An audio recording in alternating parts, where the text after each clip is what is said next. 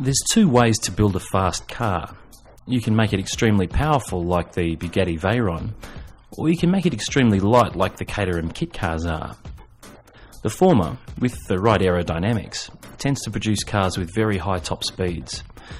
The latter tends to produce cars with the kind of sharp handling that helps them dominate in road and track racing. And since there's only a handful of places where you can open a car up above 200 km an hour on the road without risking your life and licence, you'd have to say that lighter cars would tend to be better performance machines for the road. Still, sports cars in general have put on a fair bit of weight in the last 50 years. Most of the Ferrari lineup of the 1950s, for example, came in under 1,000 kilograms, where the average Ferrari of 2009 is closer to 1,400. Motorcycle fans frequently agonise over dry weight figures in their purchasing decisions, but in the sports car world, horsepower seems much more important. And as safety and emissions regulations get tighter and tighter in all the major markets, weight seems to creep upwards.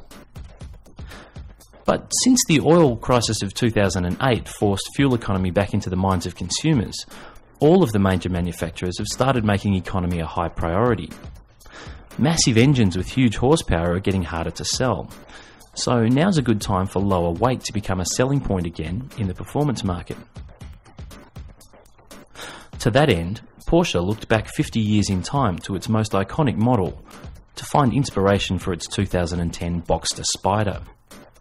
Back to 1953 actually, when the German company unveiled the legendary 550 Spyder, a car designed without compromise for racetrack success and then homologated for the road. When the 550 Spyder launched, it weighed a stunning 550 kilograms, little more than double the weight of a motorcycle. No electronically adjustable seats or aircon or 10-speaker DVD systems here, the 550 was a purebred race car, and despite the fact that its 1500cc Volkswagen-based engine only made about 70 horsepower, its feather weight combined with its incredibly low and stable centre of mass to make it an instant racetrack success. With the ability to carry huge corner speed, the first 550 Spyder ever built won its first race at Germany's famous Nürburgring. That car teamed up with the second off the production line to take a 1-2 finish at the world's most prestigious sports car race of the day, the 24 Hours of Le Mans. When those same two cars came over to Mexico and conquered the Carrera Panamericana in 1954, blitzing their class and grabbing a third place overall against far more powerful cars, the Porsche company suddenly found itself with a degree of notoriety in the United States. The 550's racing prowess was essentially what launched the brand into the hearts and minds of the American public. The 550 cemented itself a place in classic race car history with two almost mythological events. In 1954, Hans Hermann was racing the 550 in the Mille Miglia road race, and his progress was blocked by a boom gate at a level crossing. But the Porsche was so low to the ground that he simply sized up the approaching train, ducked his head and went straight under the gate, going on to win the race in spectacular and memorable fashion. But the car's probably best known in pop culture for its role in a horrific accident. Movie star James Dean traded in his 356 Speedster Porsche for one of the first 550 Spyders in America, and he had it named the Little Bastard.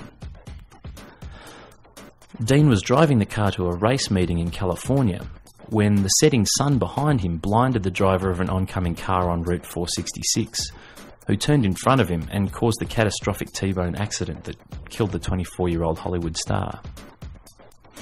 To this day, the 550 is one of the most popular classic race cars on the restoration circuit. In fact, there's several companies out there still making replica 550 Spyders today, although they tend to run a fair bit heavier and more powerful than the original. Looking back at the phenomenal success of the 550, Porsche has put together a brand new Boxster Spyder for 2010 that takes a firm less is more approach to sports car design with the driving purist in mind. It's based on the Boxster S, but in order to get the car down to 1275 kilograms, a lot has been taken away.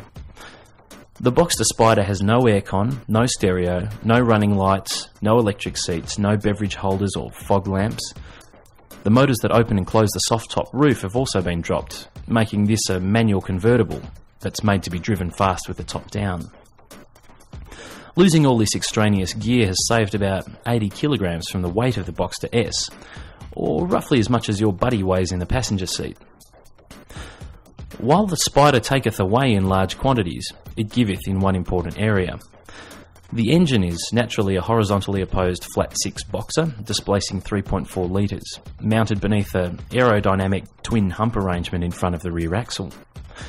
It's been slightly breathed on to rev a little higher than the S and develop about 10 more horsepower, with final figures of 320 horses at 7,200 RPM and 273 pound-feet of torque at 4,750 RPM. The net result is near on 10% more horsepower per kilogram, and it's worth noting that the engine here is the same as the one in the Cayman S. Now, there's a lot of people saying that this engine could do a lot more if Porsche would only let it, and that it's possibly been deliberately watered down to protect the 911, which is Porsche's flagship model, from being embarrassed on the road. If there's any truth to those rumours, a little aftermarket tuning could unleash a lot. In stock trim, the Spyder makes 60 miles an hour in just under 5 seconds, and it can be pushed to a top speed of around 166 miles per hour, or 267 k's an hour, with the top down, if you need to get your hair dry really fast. The engine can be upgraded to deliver power through the Pdk transmission found on the top-line 911 and Panamera models. Pdk stands for, here we go, Porsche Doppelkupplungsgetriebe. Doppelkupplungsgetriebe.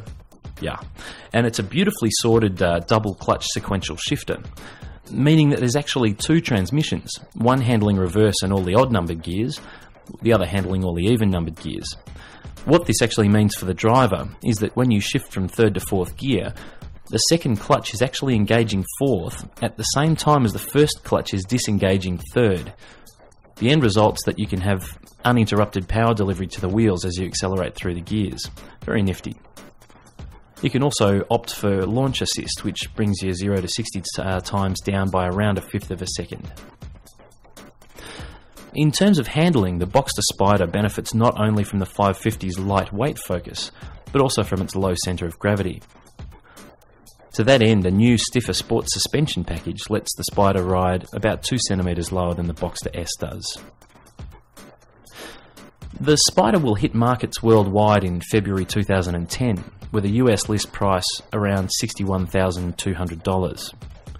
That's just a couple thousand up on the Boxster S, and it puts it within a reach of a lot of buyers. That raised rear section does make it look a whole lot more muscular. It's certainly no race car, and while it's austere by today's standards, it's nowhere near as light or focused as the 550 Spyder of old. But there's every chance that this back-to-basics Boxster Spyder might just strike a chord.